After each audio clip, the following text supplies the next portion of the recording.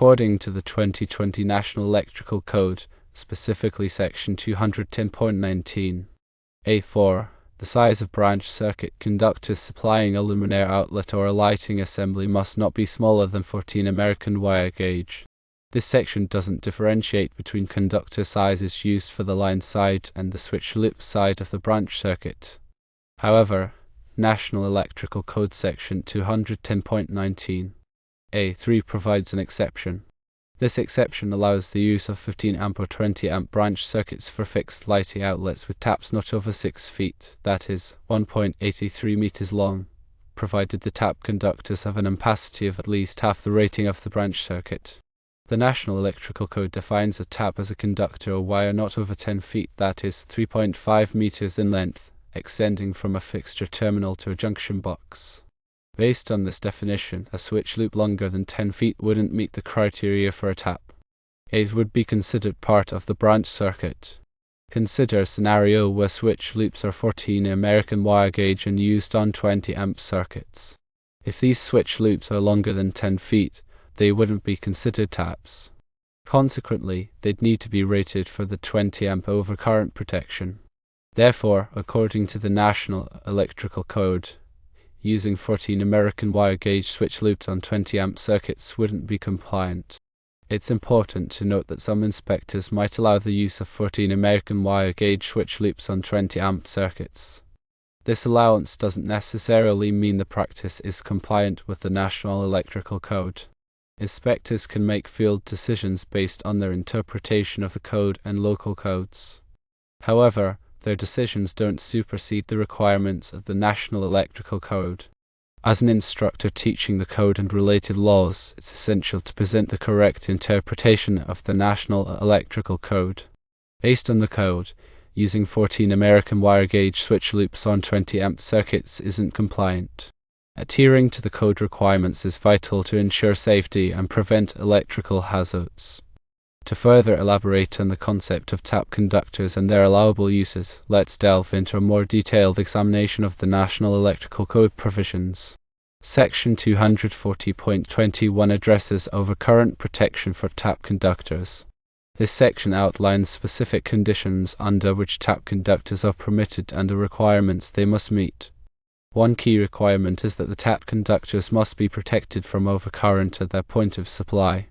This protection is typically achieved by using an overcurrent protective device such as a circuit breaker or fuse that is properly sized for the ampacity of the tap conductors. The National Electrical Code provides different rules for different types of tap conductors depending on their length and application. For example, tap conductors not over 10 feet long are permitted under certain conditions, such as when they supply a single overcurrent device that doesn't exceed the ampacity of the tap conductors. Another type of tap conductor is a feeder tap, which is used to supply power to a smaller feeder from a larger feeder.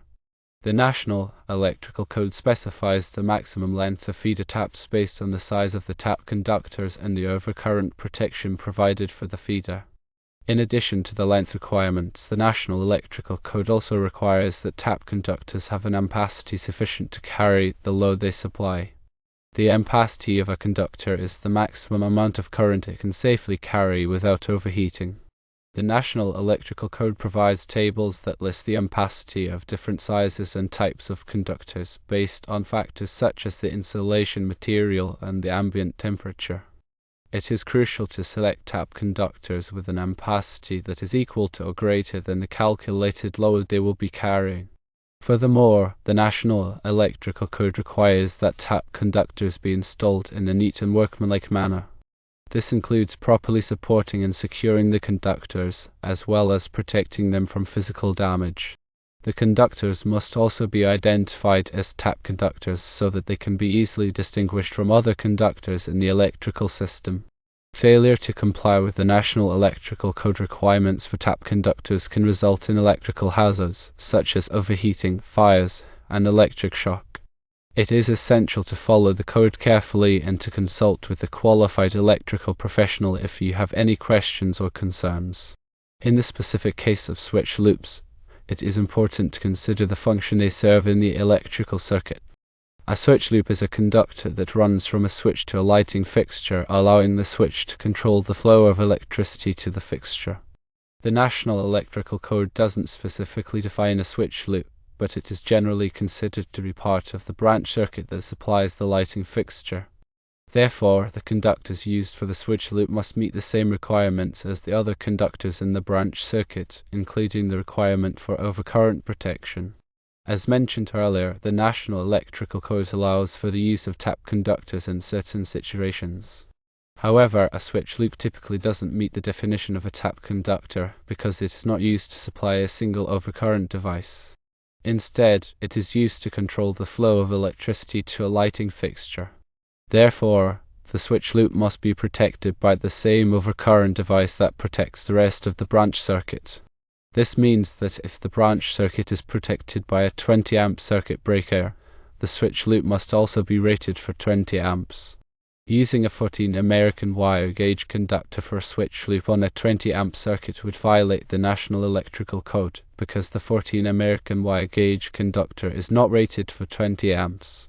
In summary, the National Electrical Code requires that all conductors in a branch circuit, including switch loops, be protected by an overcurrent device that is properly sized for the ampacity of the conductors. The National Electrical Code allows for the use of tap conductors in certain situations, but a switch loop typically doesn't meet the definition of a tap conductor. Therefore, a switch loop must be protected by the same overcurrent device that protects the rest of the branch circuit.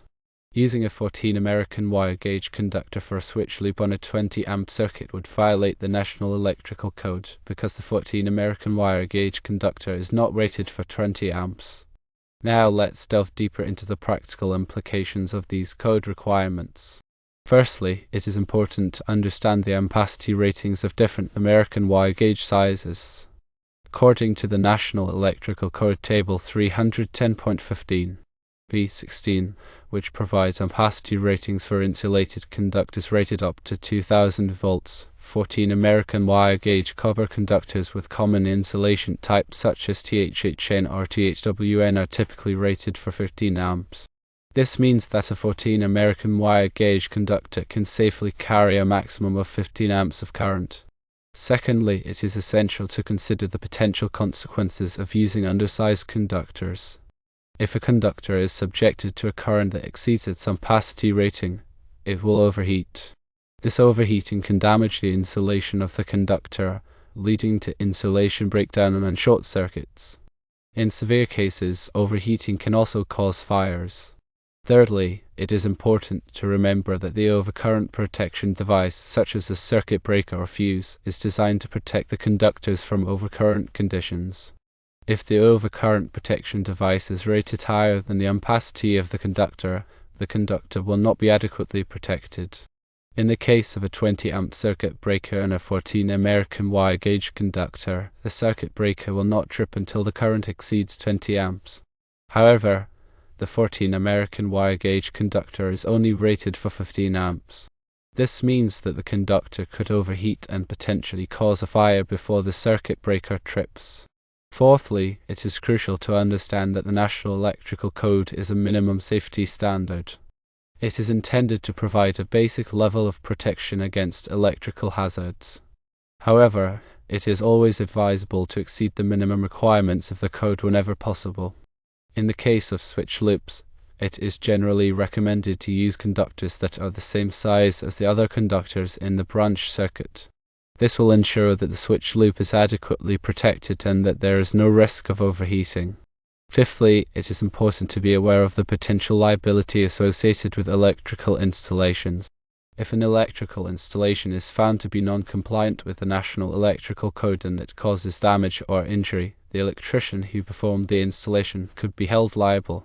This liability could include financial damages as well as criminal charges in some cases. Sixthly, it is essential to stay up to date on the latest version of the National Electrical Code. The National Electrical Code is revised every 3 years, and each new edition includes changes and updates to the code requirements. It is the responsibility of every electrician to be familiar with the current edition of the National Electrical Code and to comply with its requirements. Seventhly, it is important to consult with a qualified electrical inspector whenever you have questions or concerns about an electrical installation. Electrical inspectors are trained to interpret the National Electrical Code and to ensure that electrical installations are safe and compliant. They can provide valuable guidance and advice on how to comply with the code requirements. Eighthly, it is crucial to document all electrical work that you perform.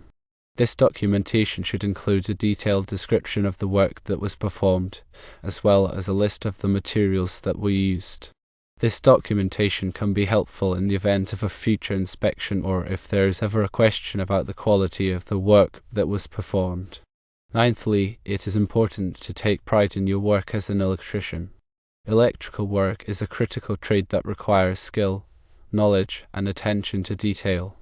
By taking pride in your work and by striving to provide the highest quality of service, you can help to ensure the safety of the public and to protect your own reputation. Tenthly, it is essential to remember that electrical safety is everyone's responsibility. Whether you are an electrician, a homeowner, or a business owner, you have a role to play in ensuring that electrical systems are safe and compliant. By following the National Electrical Code, by consulting with qualified professionals, and by taking pride in your work, you can help to create a safer electrical environment for everyone.